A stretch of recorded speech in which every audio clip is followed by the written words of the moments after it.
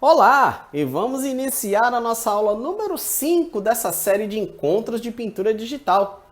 No encontro de hoje, nós vamos trabalhar o refinamento, ou seja, a revisão da parte de traço que é inerente ao desenho que nós queremos finalizar aqui.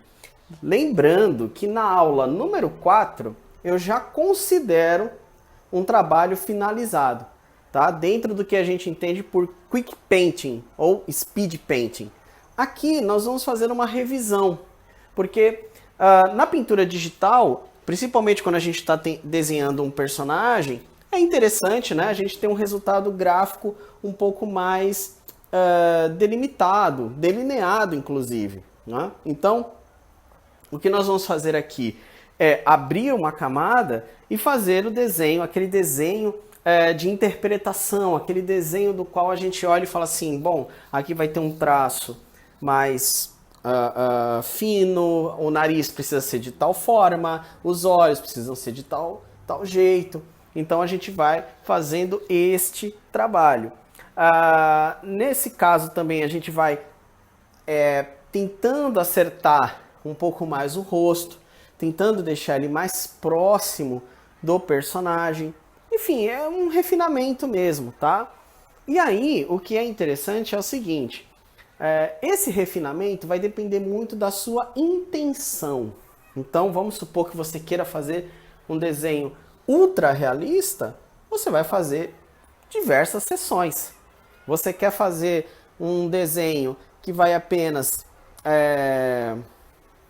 ter uma lembrança, né, da referência, esse estágio já está interessante. Também vai depender da sua intenção em termos de linguagem. Então vamos lá. Por exemplo, você quer fazer um trabalho ultra realista, só que você quer aplicar na história em quadrinhos. Em história em quadrinhos, até pela própria dinâmica, né, de você fazer em média uma página a cada 2 dias ou a cada 1 dia, fica muito difícil você fazer um trabalho ultra realista com um personagem porque você tem que fazer uma sequência. Então, você vai trabalhar ou você vai fazer um trabalho realista para quadrinhos, mas vai precisar de alguns limites em relação à fidelidade gráfica, né, em termos de realismo. Eu vou trabalhar animação. A animação é mais complexo ainda. Basta você refletir quantas animações ultra realistas existem por aí sem ser em 3D, por exemplo, né? Do qual a animação ela vai ser mais viável, né? Não é mais simples, mas mais viável, porque você vai estar trabalhando com uma animação poligonal, você vai trabalhando com um modelo que você pode girar os bones e tudo mais, mas fazer uma animação 2D ultra realista é muito difícil. Né? A mesma coisa em outros cenários, né? Mas no caso de uma pintura digital, ou seja, no caso de uma ilustração específica, né? É muito possível você trabalhar a ilustração ultra realista dentro de um tempo. Por exemplo, você trabalhar durante uma semana, você trabalhar durante um mês, porque simplesmente não existe uma cobrança de tempo. Claro, a gente está falando isso sem ser numa esfera comercial, né? Numa esfera mais artística. Você pode fazer a pintura o quanto tempo você quiser. Então aqui a gente está tentando, né, fazer um exemplo de revisão. Tá? Se você estivesse trabalhando na esfera analógica, né, nesse passo, qual que seria a recomendação? De você pegar um pincel bem fininho e você vai fazendo os ajustes, os acertos. Tá? No caso aqui da pintura digital, o que é que você tem que fazer? Abrir uma camada, ir com conta-gotas, ir acertando as linhas, ir desenhando, né? E, acima de tudo, ir com uma estratégia. A estratégia que eu quero dizer é o seguinte, que tipo de resultado que você quer. Né? E, acima de tudo, que tipo de trabalho que você faz naturalmente. Né?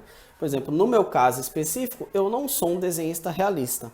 Né? Dentro do meu portfólio de trabalhos. Então, naturalmente, eu não vou agora, de uma hora para outra, tentar fazer um trabalho ultra mega realista. Se fosse para eu fazer isso, qual seria a minha estratégia? Ao invés de fazer essa revisão específica que eu estou fazendo, eu pegaria uma imagem, né, para início de conversa, né? Já no início eu trabalharia sempre com o decalque, né, porque é como eu estou falando para vocês, não tem um embasamento ultra realista. Então eu faria já o decalque, o esboço, e já olhando ali como é que eu poderia trabalhar com mais fidelidade em relação à referência fotográfica, e trabalharia a pintura já de uma maneira mais livre. Ou então até por cima do próprio personagem, como eu fiz em outros vídeos, por exemplo, na série de vídeos do Breaking Bad, né, que eu trabalhei com a questão vetorial, ele foi 100% feito por cima do personagem, né?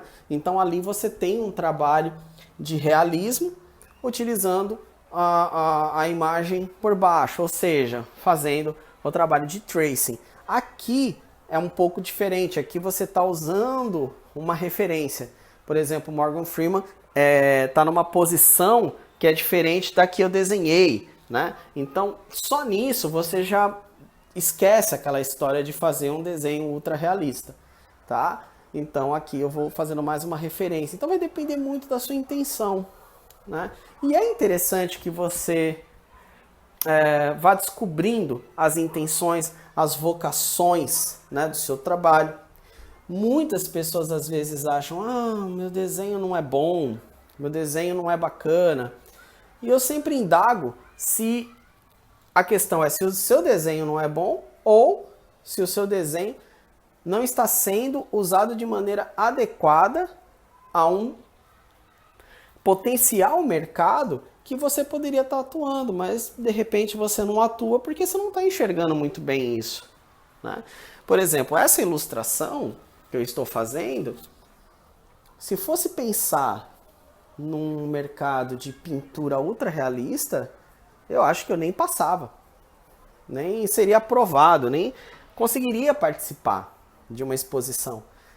Mas essa mesma ilustração, por exemplo, para um jogo, para um RPG, para uma história em quadrinhos, para uma capa de livro, né? Para um personagem, por exemplo, né? Do qual geralmente os personagens eles não vão ter o rosto, né, igualzinho de um ator ou de uma atriz, mas ele vai ter referências, né? Ele se encaixa perfeitamente. Então é uma questão também de você expandir um pouco seus horizontes, né? Ser flexível em relação ao seu desenho, ser generoso em relação ao seu desenho e a relação dele com o mercado, que você vai achar o seu nicho e você vai trabalhar muito bem. Só para dar um exemplo para vocês, isso funciona muito bem nos quadrinhos, né? Os quadrinhos, por exemplo, tem pessoas ou tem artistas que desenham extremamente bem, mas muitas vezes está inadequado num determinado mercado.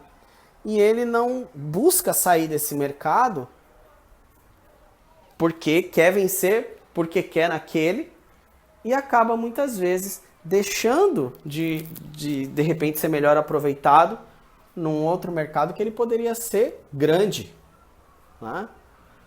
Então, são algumas dessas sugestões que vale a pena a percepção. Vale a pena você, enquanto artista, saber ter essa relação, saber ter esse feeling, onde a minha arte realmente tem relevância. Por exemplo, no meu caso pessoal, eu acho que o meu traço, o meu estilo, a minha percepção artística, ela funciona melhor na área de ensino, no meu modo de entender. E algumas técnicas estéticas que eu tenho funcionam muito bem para quadrinhos. E isso me deixa numa situação bastante confortável enquanto artista. Tá? Agora, isso foi anos e anos de experiência. Publico quadrinhos e ministro aulas desde 2002, até achar o ponto certo, até achar o mercado certo, levou um certo tempo, né? Mesmo nos quadrinhos existem diversos gêneros, né? Então não é tão simples você achar o gênero certo, a parceria certa com roteiristas e tudo mais, assim como nas aulas, né? Então fica essa dica para vocês, essa dica de revisão, e eu vou gravar mais um vídeo para vocês mostrando, por exemplo, esse processo de revisão sendo feitos em dias diferentes, e aí mostrar uma progressão para vocês do que pode ser alcançado, tá bom? Bom, pessoal, se vocês gostaram desse vídeo, eu peço que vocês curtam, e se vocês acham que ele ajuda vocês na formação de vocês enquanto artistas, ilustradores, né, designers, eu peço que você se inscreva no canal. Você vai ter um conteúdo gratuito aqui, sempre, né, toda semana, novos vídeos, novas informações, tutoriais focados, centrados na sua formação, tá certo? E tudo de graça, obviamente, tá? Então, espero que vocês tenham gostado. Só um lembrete, isso vale a lembrança. Esse trabalho e os próximos trabalhos, né, nós vamos tentar sempre fazer em softwares open source, softwares também gratuitos, porque a minha ideia é trazer para vocês outras opções, a gente sair um pouquinho da caixa, né, sair da pirataria. Né? Todo mundo sabe que não são todos que utilizam softwares ditos comerciais de maneira correta, né? Sempre fazendo a pirataria. Isso não é legal, isso não é bom para você enquanto profissional. É sempre bom você ter uma consciência profissional melhor, né? Então a gente vai estar sempre aqui trabalhando com softwares gratuitos. Nesse caso específico, a gente está trabalhando com Krita, mas vamos trabalhar com Inkscape, com Blender, com outros softwares gratuitos ao longo desse ano de 2021 para oferecer a você outras soluções, né? Apps também gratuitos, né? E mesmo de licenças comerciais que tenham versões gratuitas, tá bom? Tudo isso para oferecer para você o melhor treinamento possível, a melhor instrução possível, né? Porque talento você tem, mas às vezes falta uma dica, falta uma sugestão, falta uma orientação, e é para isso que nós estamos aqui, tá certo, pessoal? Então, até o nosso último vídeo desse curso, meu muito obrigado!